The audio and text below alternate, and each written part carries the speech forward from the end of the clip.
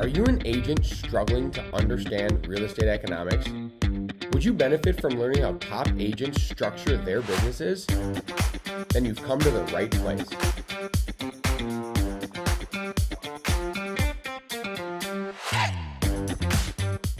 And welcome to the Nerdy Agent Podcast Business Tip of the Week. Business tip. Business Tip of the Week. No Haley on this one? I was wondering if Haley was Is she going to come in? No, No. Continue. Carry on. All right. So this week, the business tip of the week is going to be about unique marketing efforts. We're basically going to just fire off some ideas that you can maybe see if they stick in your business, is what I'm thinking. I love it. Start us off. Who's got the first one? I mean, we're doing lots of cool stuff. One that we recently rolled out that I thought was super great is for all of our clients at the final walkthrough. We have these laminated sheets that have seasonal checklists on them. So then we have magnets too, and then we include it with a little whiteboard marker. So what you can do is you can stick it on like the side of the furnace, and you can check off like, oh yeah, I changed my furnace filter. Oh yeah, I cleaned my gutters. Oh yeah, I did X, Y, and Z. And it's a pretty inclusive list and helps people to maintain their property better. And it's all branded for us too. So it's got the magnets have a QR code that and also a picture of the agent, and then it links to the QR code sends them to our preferred vendors list. So I thought that was a pretty cool idea that we just rolled out that should help with some retention of past clients. The QR codes are super cool. I don't know if everyone's using those these days. We've started moving a lot of stuff to those because I like that they're then linking to a website that we can change the website. So nothing is static, right? So we can move vendors on and off. We can tweak stuff on there. But the amount of times that we get asked, like, hey, can you send me the name of a painter? Or can you send me the name of... I literally sent a countertop guy and a painter to one of my clients that closed on Friday. And having a magnet, they'd be like, oh, here's Josh's people. Well, and the beauty of the QR code, too, is you can track it. So you could say, like, oh, this is how many people came from this QR code to this website. Yeah. And you can change the QR code and send it to the same website and see if a different QR code got more people there. Yes. We put those on our farm cards as well, correct? Exactly. Yep.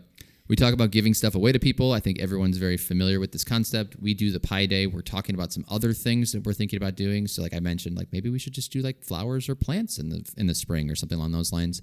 With the Pi Day too, I made a sticker that I put on all of my different pies. The thought being that anytime that someone takes my pie that I gave them for free to their family Thanksgiving, it's going to show my name, my face, my number pretty big on there. So if somebody like, oh, who gave you this pie? I was like, it's just Josh right here. He's my real estate agent. You start a conversation about what you do.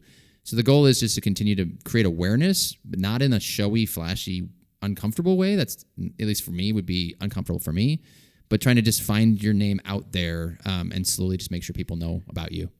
Giving things away is very fun. This year, I bought 2 tickets to, I think it was like 16 or 17 Timberwolves games in the lower bowl. Yeah. And so I'm giving those out every week or so, a couple games. And then every time they always text me and send me a photo and say how awesome the tickets are, which is just a blast. It's a great idea. Actually, I'm taking one of AJ and I's past clients to a Twins game. We actually figured this out yesterday. So same kind of thing, but it's actually really fun too to go with them in some cases when they become your friends and you get to hang out with people you like, but also, do something fun that is memorable for all you. Check out Carlos Correa. Yeah, and we get to trash Gavin about his White Sox affiliations. Exactly.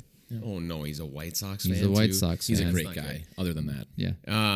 Obviously, some of these can be a little bit more costly. So, like, Timberwolves tickets aren't the cheapest option. I also you can do birthday, home anniversary cards, which I think 100% everybody should be doing. I send scratch-offs with those. We did a podcast about that as well. Yep. I stole that from Luke. Start doing it. Every anniversary, I send him a $5 scratch off and a handwritten letter. Well, we're calling this unique marketing strategies, right? So this is stuff that like not everybody's really doing. So like we're not going to include the generic Christmas email or the generic Thanksgiving email that people send out. Like the handwritten card, most people, we tell our agents to do it all the time, and not that many people do it. Getting a handwritten card in the mail is super unique nowadays because everything is all technologically based. Like all you're getting is messages on your phone or your computer. Yep. And so to get something that someone took the time to write down with a scratch off it's just a super unique way to get in front of somebody. I think the width of something is important though, because when we were kids, we used to get, was it from Grandpa and Grandma's, like $1 and a stick of gum every time. But like getting it when you opened it and there was nothing in it was really disappointing. If you ever get a handwritten card and you're like, oh, there's not $1 and a stick of gum in here.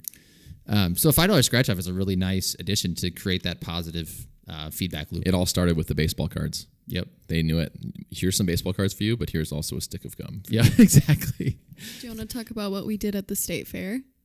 Ooh, yeah, the state fair was super fun. What were the prizes again? We gave away some money and some candy and some ARG merch. Yeah, we just like stopped people randomly. It was awesome. Reed on our team was wearing a Waldo costume. And so it's kind of like this like Where's Waldo type competition at the Minnesota State Fair. For those that are in Minnesota, they know how big of a deal that is. There's thousands and thousands of people that show up. And we just stopped random people on the street and asked them like some trivia questions about the state fair. Some of them were real estate related. Whether they got it right or wrong, we usually gave them something. Which, yeah, like Haley said, we gave away some cash, some candy.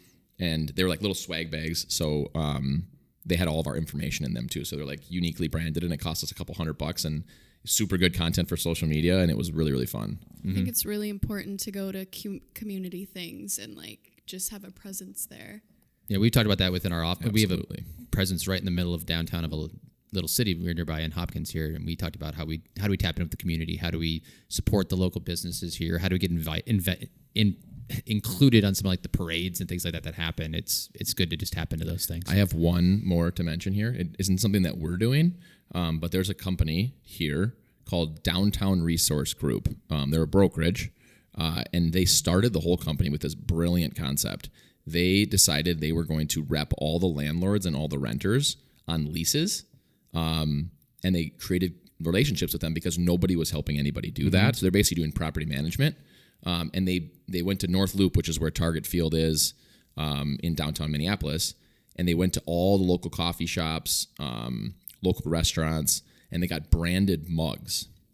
And a lot of them like dual branded, right? It's like they go to a coffee shop, they put the coffee shop's logo on it, they put their logo on it, and they told them anytime that one of these breaks, just call us up, we'll bring you a new one. And so they just they splattered their image everywhere downtown. Jeez. And then when all those landlords were like, yeah, I don't want to rent this anymore, I want to cash out, they then became the listing agents. And then they started talking to a lot of the renters who then became buyers. So they've built their whole business on that unique strategy of really farming an area very intentionally.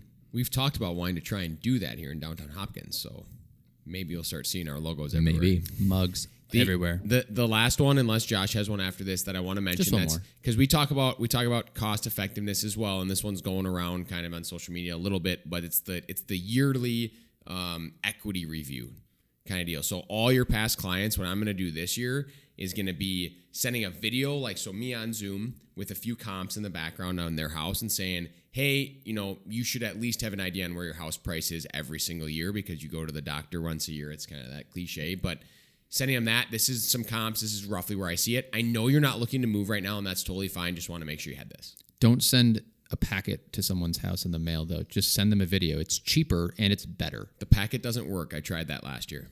I'm gonna add this to our team meeting for today. That's great. Yearly equity review is a really good one. Yeah, the only thing that we have It's is free. my wife and I have been doing this for a while, but it's not as real estate focused, everything else. But everyone sends out Christmas cards every year, and I think real estate agents want to send them to all of their past clients and the Christmas cards, etc. We just realized that during Christmas, your card gets kind of stuck with all the rest of the cards and might not even get seen. So we started doing a Valentine's Day card. And so every year, like right now, actually, they're at my house, we're going to send them out. But all my past clients, all my friends, family, etc., are going to get a Valentine's Day card from us. Not real estate themed, not real estate related, but it keeps you top of mind as a person because no one else is sending a card at that time of year. So it's kind of fun to have a different one. You better believe it's the only Valentine's card that I am getting. The general thought in all of this stuff, though, is think about things that maybe everyone else is doing, but maybe do them a little bit differently. Or maybe think about ways that you can connect with people that are one-off, where you can cut through all of the noise because their lives are going to be hit with noise all the time. So think about, don't just do what everyone else says and send a monthly newsletter. Like, we're sending monthly newsletters, don't get me wrong, but we're trying to think of ways outside of the generic things everyone else is doing that might catch people's eye or attention a little bit better. It's awesome. That's all we have for the business tip of the week. Business tip. It's the business tip of the week.